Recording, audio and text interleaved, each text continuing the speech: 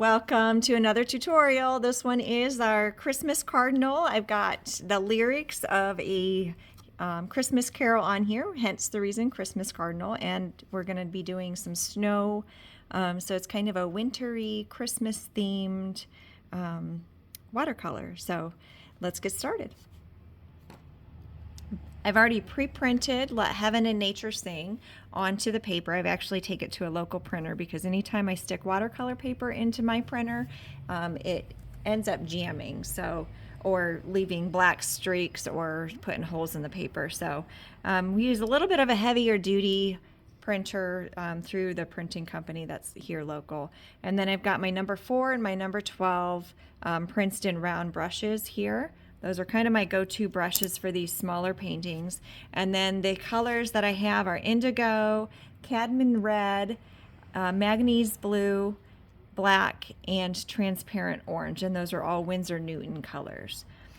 So to get started, we're going to go ahead and use the wet on wet technique, which means we're going to wet the paper. But since these are watercolor brushes, I always blot some of the water out on these smaller pictures. If it was a bigger picture, I wouldn't need to blot the water out.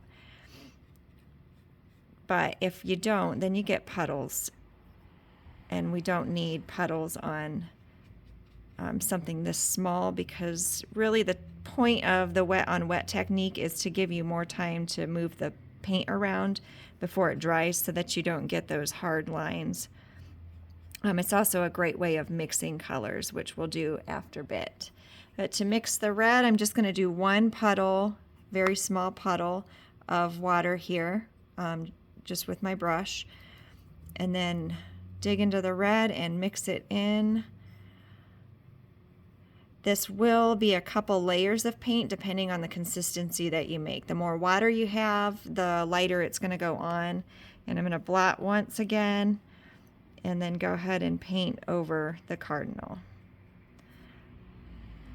And you see the paper's still damp but not wet, so it's going to allow me to move that color around. And if you're used to working really fast, then dampening the paper is not really necessary. But I know some people, when you're getting started, you tend to work a little bit slower and the paint dries, and then you end up with a picture that you're not really fond of. So the tip of these Princeton brushes is pretty sharp. So to get in and do some of those shapes, as long as your brush isn't holding too much water, you can, it's pretty easy to do. If you've got too much water in your brush, then there's really no control over anything regardless of which brush you're using. But any shapes that you can do ahead of time is good. Otherwise, just spread the water up into his head feathers, and we'll work on the detail when we switch over to the number 4 brush. Okay, so now we need to just let this dry. Okay, so he's dry. And now I'm going to go ahead and do the beak. And that I'm just going to use orange straight out of my palette. I'm not going to make a puddle or anything because it's such little needed.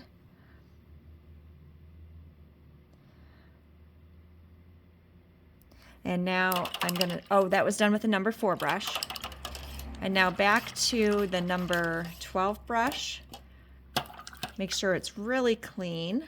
We're going to do a little bit of the manganese blue. So another small puddle. I'm actually going to do 2 puddles here. So go ahead and brush the side of your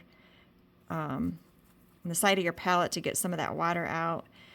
And then I want this to be a little bit more diluted because I don't want a whole lot of color. I just want it to have a little bit of a blue tint or shadow, like that. And we're doing the top of the branches here. And then I like to dip just a little bit into the paint again and just stipple, which just means dot, some of that color back in just to give the snow some unevenness. And now I can spread some of that. And as that dries, it'll just look a little bit more shadowy and textured. And now we're going to go back into the red, and we're going to use the small brush again. And we're going to add just a little bit of purple to a section of it. Purple, or you can also use black. And this is going to get us the shadows and the tail feathers. Oh, I'm going to blot my brush once because that's too much water.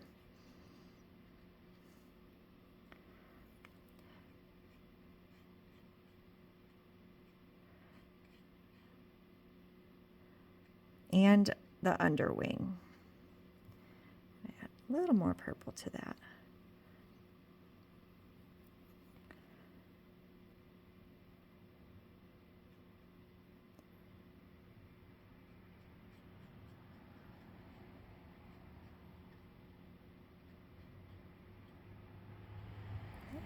And then rinse your brush again and straight into the black. If you want to make a little puddle, you can. And then go right in around his beak. The beak should be dry by now, since we didn't wet the paper first. And I'm going to avoid his eye so that I can make a little bit of a shape or a little bit of a reflection in it later. So we'll do the eye last. So just make a circle around it. I have found that if I paint over his eye, I can't see where his eye is. So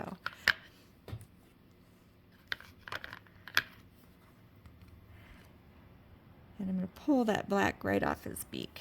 Rinse. I got a little black on the beak. So if you go over it with a dry brush, sometimes that color will pull up. And we'll do a second layer of black on this, more than likely.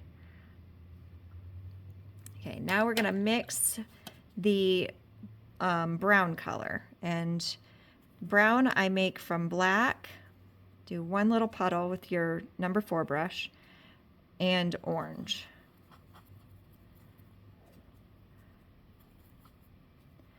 And you'll want to test it because you can make it either really warm or you can make it really dark.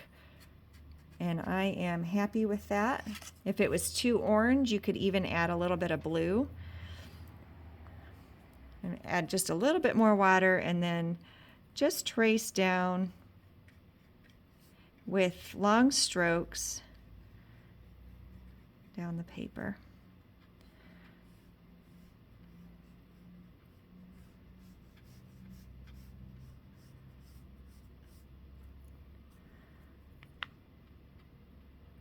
And then I'll show you how to make a little bit of texture coming up next here.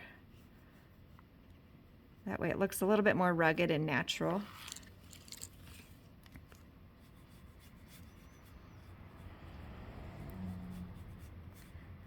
Okay. Now I'm going to add a little bit more black. So I'm going to rinse my brush. I've got a little bit of water in it and put a little bit more black into it. Make sure you get it good and mixed. And then just with the tip of my brush, and I typically do this by going back and forth with my hand and slowly lowering the bristles to the paper just so that the tip barely hits, and go right up under that snow to create a shadow. Very, very thin, just with the tip, very fine tip. And then let that color just bleed in. This would be a wet on wet technique where we're layering colors. And don't be scared to go up into the snow and to make a little bit of a uneven snowy ledge as well. And this has to be done pretty quick. If you're a slow painter, only do one section of branch at a time and just have 2 puddles of the brown on your palette. Because if you let it dry, then you're going to get a line instead of the bleeding that creates more of the effect that we're looking for. You can see this kind of started to dry up here, so probably be best. And now what I'm doing is just with a wet clean brush is I'm just rubbing over that line just to bleed that back in. And then you could even go in and add a little bit more and add just different sections and stipple, because then it'll look kind of knots and rugged and like a tree branch. Maybe a branch missing, or just kind of hit and miss, up and down. Same here. And then in this corner there would be a shadow, so we can add just a little bit more black. Just stipple a couple dots in just to create a shadow in those corners, and then drag it out. And then we're going to just leave it just like that and let that dry. And the face of the bird is dry, so we're going to go ahead and go in with another layer of black.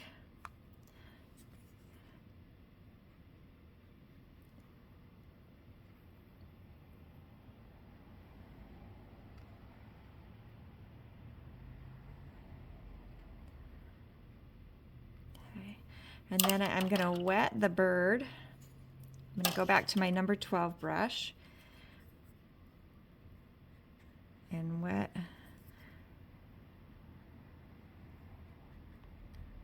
just to add some different layers of color to him. And I'm going to mix a little bit of that black and purple, but I want to water it down just a tiny, tiny bit, and then add it in to just a couple spots on the bird, just like that.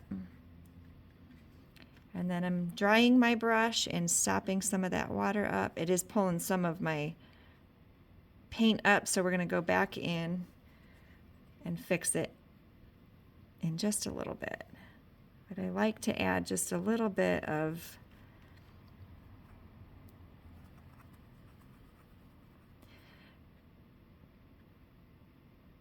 shadows so that he doesn't look like we just used a crayon and colored it. Okay, now we can go in and just stipple some red in right around that shadow.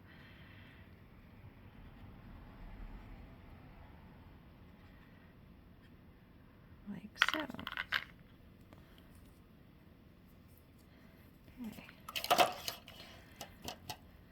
And next we're going to use the small brush again. And the reflection in an eye is just a little white spot. So we really just want to avoid one little section of the eye. Oh, too much water. You can also take water off with just pushing down and pulling up with your towel. Make sure the towel is clean though. So I blotted. So kind of like that.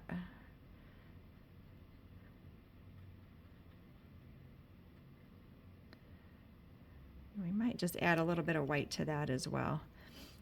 But I'm going to call that good. And now what I'm going to do is let this dry. I'm going to erase some of the lines, and then we're going to add snow. Okay, it's dry, so now I'm going to go through with an eraser and get some of those lines off. Any lines that you paint over are not going to come off.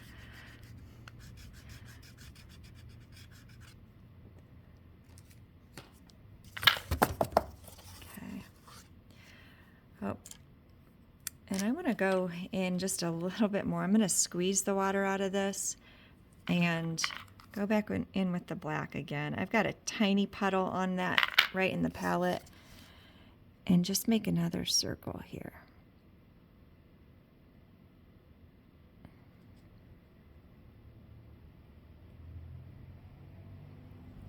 I'm trying to avoid, yeah, I like that a little bit better.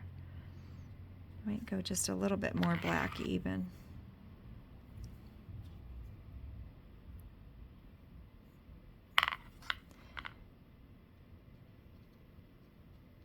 And then when we go in with the snow, we can add a little spot of white to that, because I just can't quite control it the way I was hoping to. Okay, now let's go in and do some of these shadows that are right in here. I'm going to show you how to do a wash. So we're going to want clean water. Blot twice because this is a small page. And wet the area where we want it, the color to be, or the darkest color.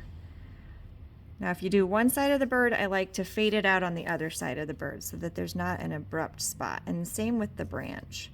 If you do one side of the branch, we want that snow to pop, which is why we're adding a darker color. We want to do the other side. And so you can probably see just a little bit some of the reflection of where I have the water. So it's not a huge puddle, but it's definitely wet. And now we're going to mix some indigo, and I'm just going to throw it right into this blue that I already have. And I'm going to use that to stipple in to these areas. We're going to get most of the color out of the brush, and then I'm going to just drag the brush all over the paper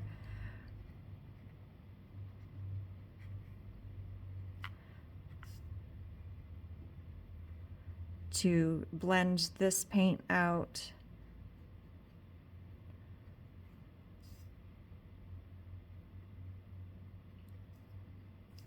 Okay. I'm going to dry the rest of the paint out of it, and now just by using the side of my brush, just drag it out.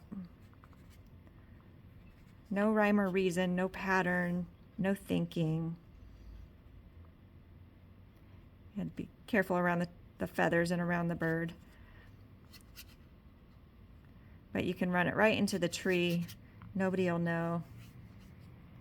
And then randomly on other areas of the page. Then rinse your brush and blot it once or twice, and then you can soften what you've put on there. This also has to be a pretty quick process, otherwise you're going to get lines like I do here. Some lines are okay and others you want to avoid. And then to get rid of the unwanted lines, you just add more paint. So right here I could add a little bit more. And again, the more water you add, the lighter the color is going to be.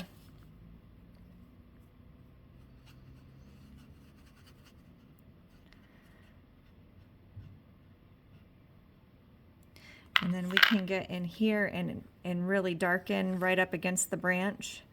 I'm going to blot that puddle off. And I'm going to go in with indigo, mix a little bit more indigo, and then I'm going to mix some black in with it, just to give another dimension of color.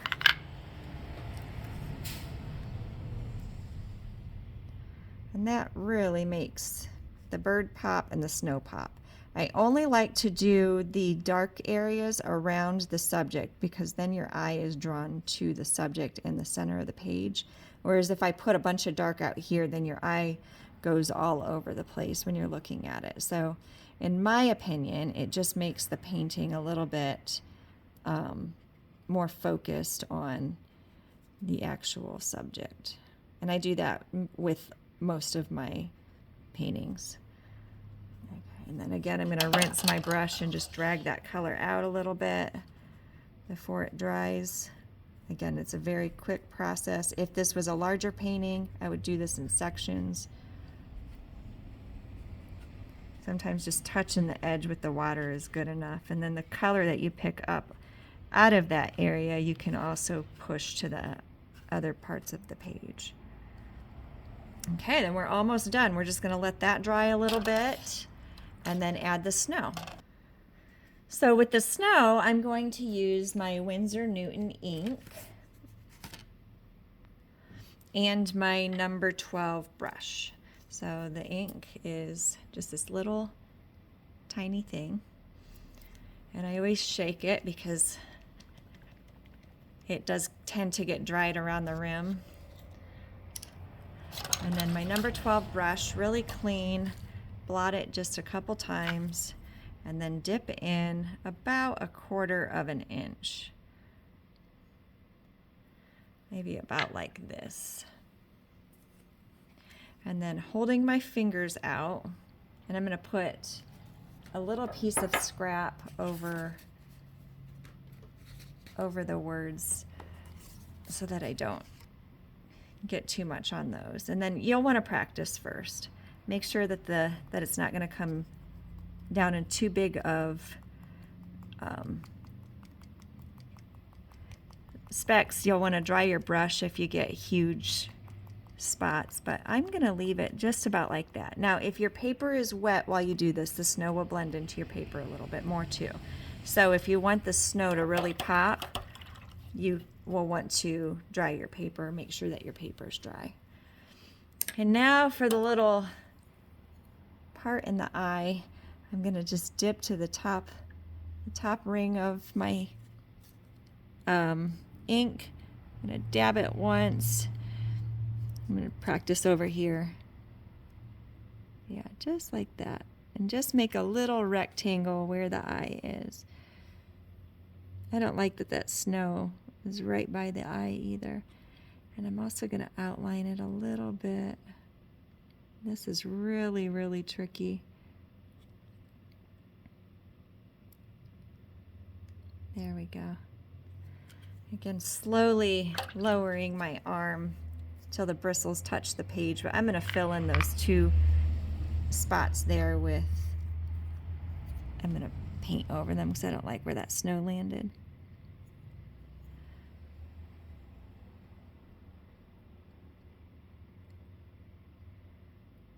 Okay. And then the last thing that you'll want to do is obviously sign it. I always sign my paintings in the bottom right corner. I'm just a little bit more traditional like that, and I like to use a light color that blends in with the background so that my signature doesn't stand out too much. But I use the paint and I just slowly lower my hand until that tip barely touches the paper, and then I write it out. If you enjoyed this video, give it a thumbs up, follow me, and I hope to see you in the next videos. Thanks for watching.